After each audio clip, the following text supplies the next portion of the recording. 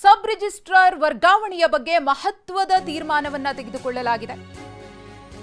Sub registrar ವರ್ಗಾವಣೆಗೆ ಸಂಬಂಧಪಟ್ಟಂತೆ ಮಹತ್ವದ ತೀರ್ಮಾನ ಸರ್ಕಾರದಿಂದ ಸಂಪುಟ ಸಭೆಯಲ್ಲಿ ಮಹತ್ವದ ನಿರ್ಧಾರವನ್ನು ತೆಗೆದುಕೊಳ್ಳಲಾಗಿದೆ. ವರ್ಗಾವಣೆ ವಿಚಾರಕ್ಕೆ ಸಂಬಂಧಪಟ್ಟಂತೆ ಕೌನ್ಸೆಲಿಂಗ್ ಮೂಲಕ ಸಬ್ ರಿಜಿಸ್ಟ್ರಾರ್ ವರ್ಗಾವಣೆ ಕ್ಯಾಬಿನೆಟ್ನಲ್ಲಿ ಆಗಿರುವಂತಹ ನಿರ್ಧಾರ ಇದು.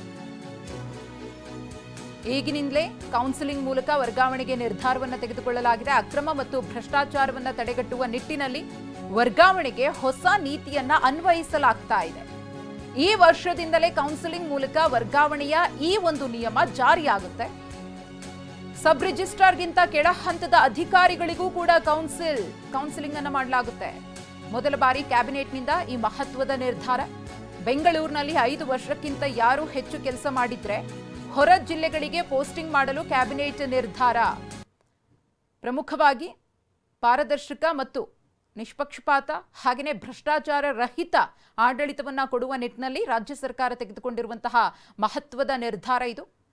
ಸಂಪುಟದಲ್ಲಿ ಈ ಬಗ್ಗೆ ಕೂಲಂಕುಷವಾಗಿ ಚರ್ಚೆಯನ್ನ ಮಾಡಿ ಸಾಧಕ ಬಾಧಕಗಳ ಬಗ್ಗೆಯೂ ಕೂಡ ಚರ್ಚಿಸಿ ಈ ಮಹತ್ವದ ತೀರ್ಮಾನವನ್ನು ತೆಗೆದುಕೊಳ್ಳಲಾಗಿದೆ. ಕೌನ್ಸೆಲಿಂಗ್ ಮೂಲಕ ಸಬ್ ರಿಜಿಸ್ಟ್ರಾರ್ ವರ್ಗಾವಣೆ ಆಗುತ್ತೆ. ಇನ್ನು ಮುಂದೆ ಈ ನಿಯಮ ಅನ್ವಯಿಸುತ್ತೆ. ಯಾರದಾದ್ರೂ ವರ್ಗಾವಣೆ ಆಗಬೇಕು ಅಂದ್ರೆ ಈಗಿನಿಂದಲೇ ಇದು ಜಾರಿಯಾಗುತ್ತೆ ಕೂಡ.